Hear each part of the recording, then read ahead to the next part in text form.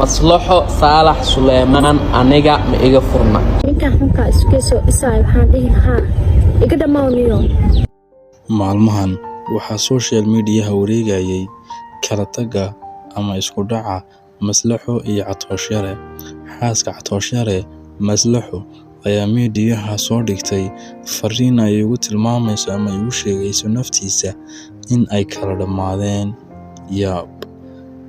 Catoosh Yare ayaa markii ugu horeysay isaguna waxa uu ku soo jawaab celiyay in aanay ka furnayn Maslaxo isla markaana ay tahay xaaskiisa, wuxuuna u hanjabay qof kasta oo isku daya inuu ka ag dhawaado inuu mari doono ciqaabta diinta Islaamka.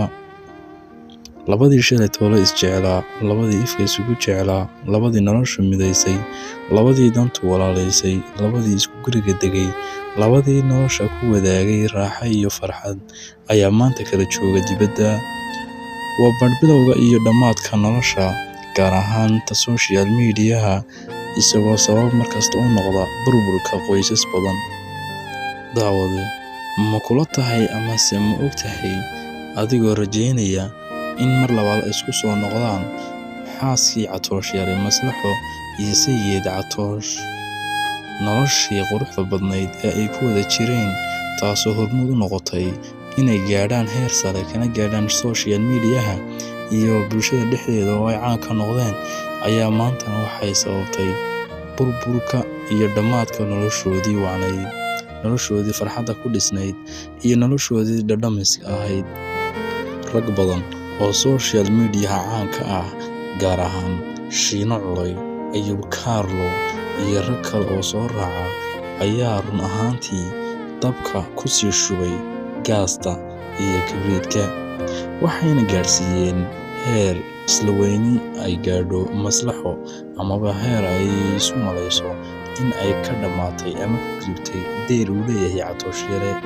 Waxaana heerkan sabab u ah ragga Soomaaliyeed halkii ay ahayd inay xaajo dhameeyaan ee ku sii shiday dabka iyo gaasta.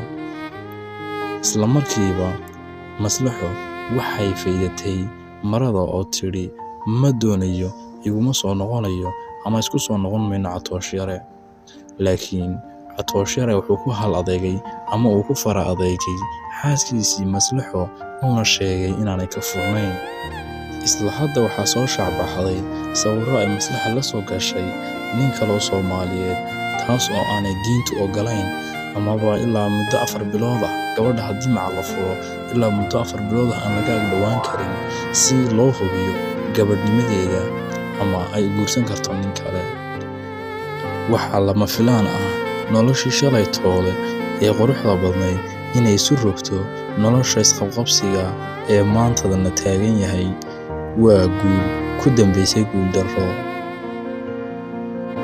Nolosha ayaa wansin jaanis dadyooga ku kalsoon nafahooda kuna hamiya horumarinta naftooda, isla markaana dhiirigeliya bulshooyinka kale ee u baahan inay horumariyaan naftooda. Catoosh iyo Maslaxo waxaan Ilaahay subxaanahu wa tacaala uga baryaynaa inuu ku kulansiiyo nolol qurux badan oo macaan badan.